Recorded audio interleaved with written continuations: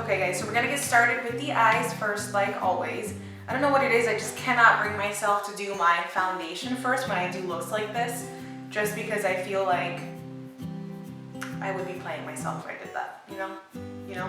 But I did, however, do brows off camera. I have my eye primer on. And let's get started. So we're gonna use the Jaclyn Hill palette today. I actually have one of the first palettes, I feel like, that does not have the names on the back. The insert didn't have the names on it either. It's just like a blank paper, so we will just point. It's a really pretty palette. It's got some neutrals, it's got some pops of color, and today we're gonna start with these two shades here. It's gonna be this guy right here, and then there is also that guy right there. We're gonna dip into both of those colors to kind of create a crease and kind of map out where we're going. And I'm actually going to start with a different brush than I usually do. This is the JH31. It's still a blending brush. It's still nice and full and a buffing brush, but it is definitely smaller than what I'm used to. And I'm kind of trying to go back to using smaller blending brushes to start out so that there isn't so much to clean up at the end. So we're going to use this guy, start doing circular motions. Another thing that I did not do today was put powder over my eyeshadow primer. That's weird for me. It's like new because I am so used to doing that.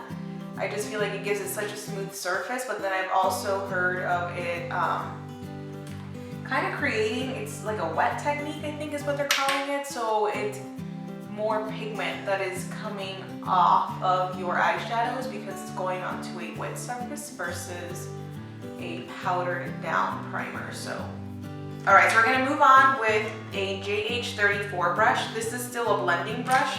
It is just I want to say it's a little fuller, this guy is, than this is longer. So this is going to help me start to build depth in the crease area, and we're actually going to go in with a very different shade. I don't think that a lot of clients or people are comfortable, but this is that pukey shade that's right there. I actually think that's what it's called, is pukey.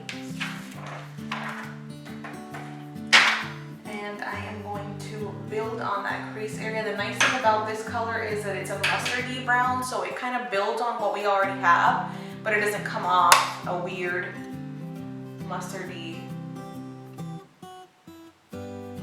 yellow type of shade. It almost looks brown. So using that same brush, we're actually going to go into this.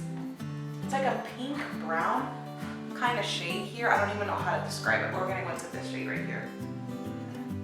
This one right there. Same brush, same technique, except just go a little lower this time.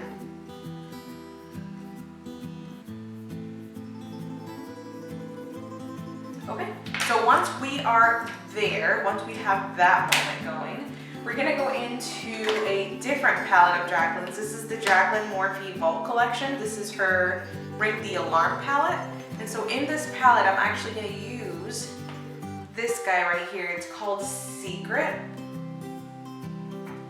And we're going to take that initially on a JH37 brush. So it's more of a stiff brush. This is definitely for building and for placement versus blending. I'm going to kind of blend it in with this, but really blend it out with something else. And so I'm going to pack that brush, and I'm going to place that right out here in this outer V first. Just kind of stipple it in, pack it on. And literally just V it up into this crease area, keeping it very tight around the lid. Alright, so we're going to go in with the flat brush, which is this guy here. I've already spritzed it with some Fix Plus, and we are actually going to go into these two shades right here. This guy and this guy there. And we're going to toggle back and forth, and that's going to help us do part of this lid shade. So what I like to do first is kind of pick up the shadows, and then I'll spritz with Fix Plus. I know sometimes people spritz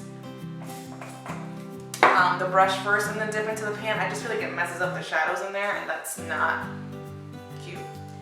So we're going to take that, and we're going to just swipe and pat that into place. And I'm kind of trying to cut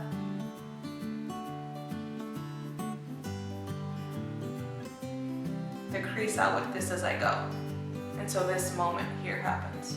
So what we're gonna do next is we're actually gonna pick up these two colors at the top here, this guy and this guy, with our finger, and we're gonna press that into the center of the lid. I just want like a halo moment, something a little bolder than what's going on everywhere else, just like that. Very pretty. And then we're gonna pick up some more of that color Secret from the Ring the Alarm palette, and we are going to just go over some of the stuff that we might have undone by building the lid color.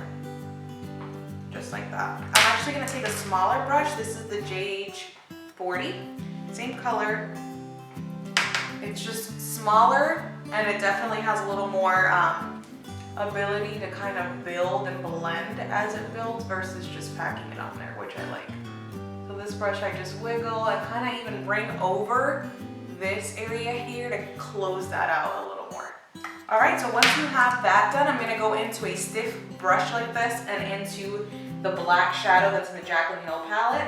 I'm just gonna take that and we are going to wiggle that right up against the lash line to help us kind of not only hide the lashes better, the false lashes that we're applying, but also make it look a little more natural. You guys know that I'm not a fan of liner. So this is just kind of my way of doing the liner, and it also helps to keep the look pretty smoky. So I'm just gonna wiggle that kind of up and into the brown towards this outer corner here, so it all just kind of blends together.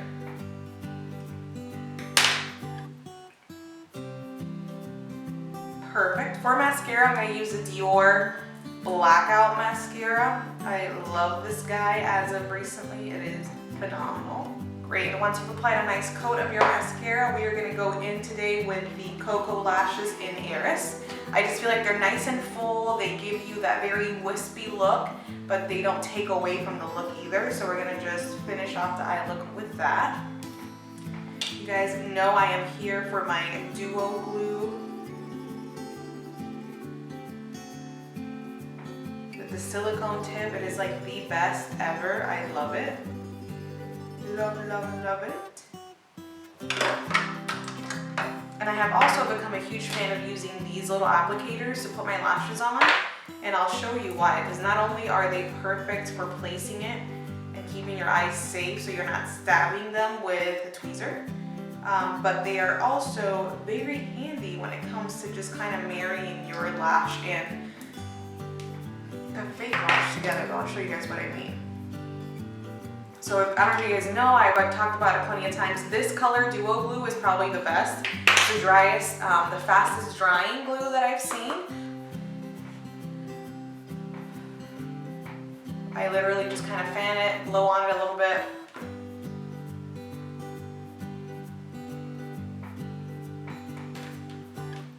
Here we go.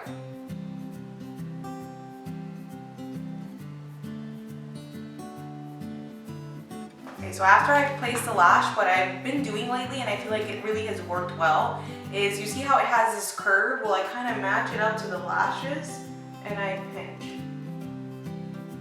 the two lashes together, and even almost like manually curl them up so that they marry each other, and it really has made the biggest difference with my lashes.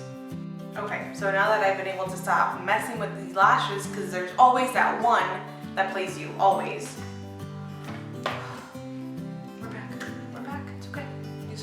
We're back. All right, so we're gonna go into complexion. And today for complexion, we're gonna try an oldie, but a goodie. I've seen someone use it, and I have a tan now since I've been away on vacation for a week, and I feel like, why not? Let's try it.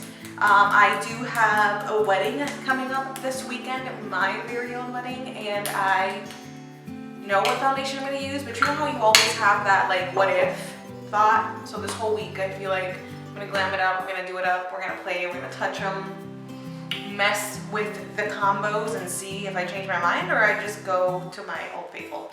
So anyways, let's prep the skin. Yeah, let's do this. All right, so for skin prep, obviously I have already done my skincare. You should always do your skincare prior to starting off your makeup, just so that you give your skin time to absorb to truly soak in the benefits of the skincare. Once that is done, we are going to go in with our Makeup Forever Mattifying Step 1 Primer in the midsection. And then I'm going to use the Mineral Primer, Mineral Veil by Hourglass. So we're going to move on. We're going to use Too Faced Born This Way foundation. It is definitely medium to full coverage. This is the color Warm Beige. I feel like we, like I said, grew up a little bit in color. So we're going to try this guy out. Why not? You guys know how I do. I'm going to start off with my brush first, and then we will push that into the skin with a beauty sponge. So I'm going to use my Morphe 439 brush and work that in. Oh yeah, I definitely got some color because I could not use this foundation at all. At all. So after I've done that, I have some still left over on the back of my hand. So I'm just going to use the sponge to work it into areas where I know that I could use a little bit more reinforcement. So I used 2 different shades for concealer. You guys know this. The first shade we're going to go in with is the Morphe Fluidity Concealer in, what shade are we? C215. This is more of like a color correcting shade, so it's going to help me with these dark inner corners I got going on here. The redness that's right up in here.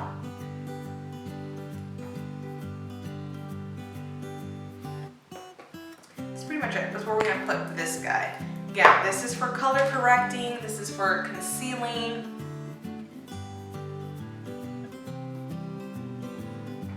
Okay, great. And so once we're done with that, we're going to go in with a brightening shade. This is C155. It's a little bit of a jump, but not so much. It's still a neutral. That's one thing that I will suggest, because I know sometimes I just say jump 2 shades higher or 1 shade higher in concealer just to do the highlighting, but always keep it in the same color family. So if you're someone who uses a warm concealer, jump 2 shades up in that warm family. Don't just jump over 2 shades and end up in a cool and then wonder why it doesn't work well with your complexion. That's why. So just keep it in the same family, which is what I did here, which is, it sounds like it's a huge jump from 2.5 to 155, but it's technically 2 shades over because it's the same color family, you know? So this guy, I'm just gonna put where a little lower, kind of like over underneath, like I'm not trying to layer too much in the inner corner, and then just a little bit here to create a halo. So you can tell that there's a big difference between that shade and the shade we just used, but again, this is to highlight. So I'm going to use the end of the sponge that I used to apply the foundation just to kind of undo some of the difference in color and start furthest away from my eyes. And I always do that so that we can leave the under eye area for last so that there's no creasing going on. Okay, great. So the next thing we're going to do is contour, and I am absolutely 100% going to contour with a cream first and then go and reinforce it with a powder. For holidays, events where you know you're going to take a ton of pictures, weddings, etc., you always want to start with a cream stick type of bronzing and then reinforce with your powders, just because light travels through powder very easily, whereas a cream kind of holds a little better. So if you're taking pictures, you won't have that like Ghost of Christmas Past type of look to your face where you look super pale because you don't know what happened to your bronzer or your contour. So this is just a great way to kind of skip that situation happening to you. And so I'm going to go over kind of like the edges of that with the beauty sponge to help push everything in. Sometimes the brush can leave streaks, so it's always good to push the products into each other with the beauty sponge. So let's set under the eyes. For setting the under eye, I want a luminous type of moment going on, so I'm going to use my Hourglass Veil Primer to do that.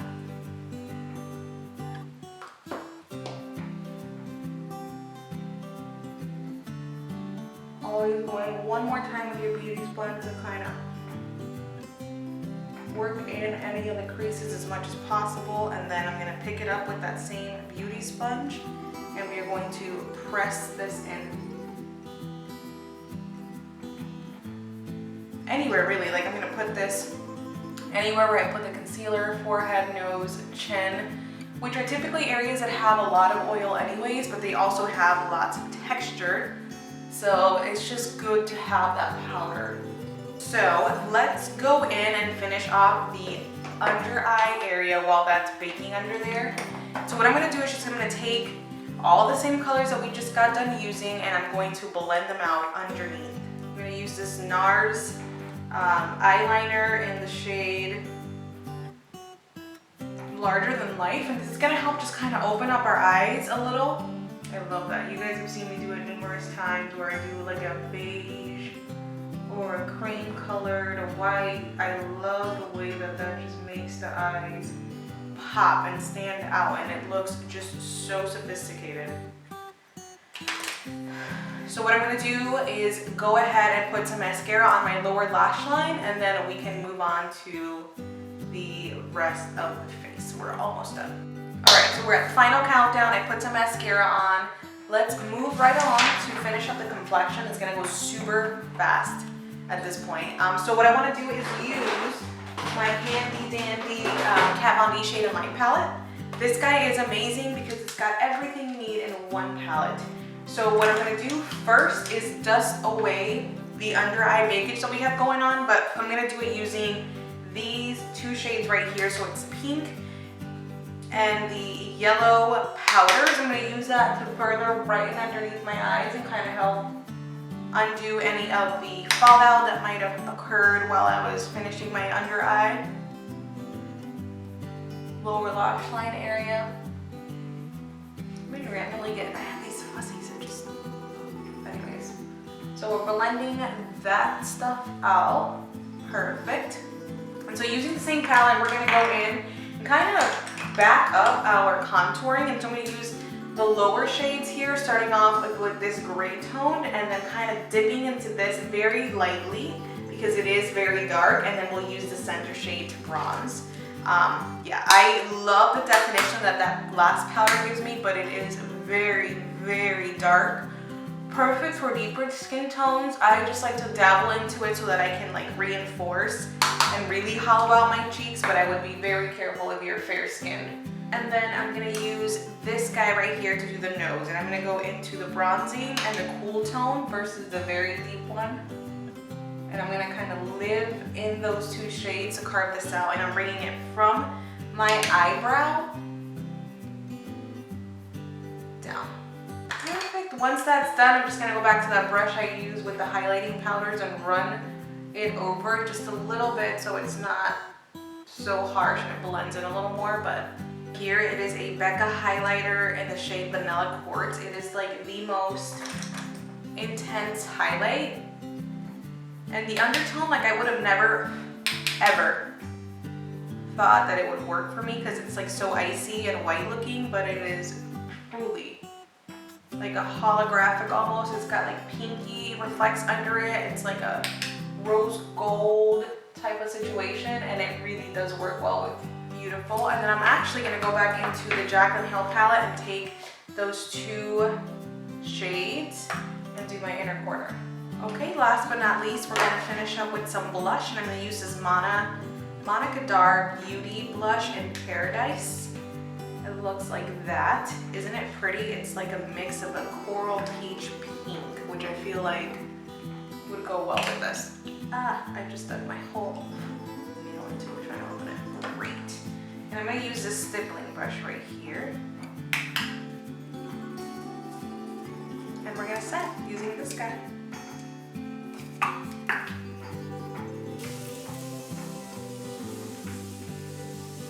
Alright guys, so this is the finished look. I paired it with like a mauve-y pinky lip just to kind of offset some of the colors and also kind of play with whatever we did on the lid. I feel like it works really well.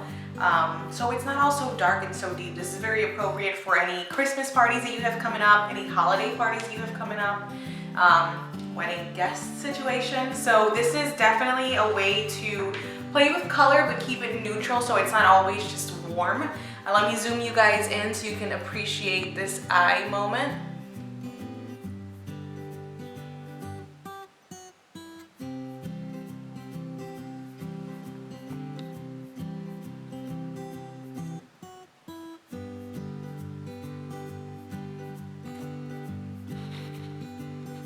Perfect, right? So I hope that you guys liked creating this look with me. If you did, do not forget to hit the thumbs up. Hit the notification button because a lot more looks are going to be coming up for the holiday season so that you get to look your best for these holiday parties. I know that a lot of clients are concerned because they feel like they can't do anything with their eyes. What do I do? How do I do it? This was a super simple, I feel like, tutorial to where you could play with one palette. You could have definitely didn't have to go into this one. This is just me being picky, but you can use this Jaclyn Hill Morphe palette and really create some pretty looks.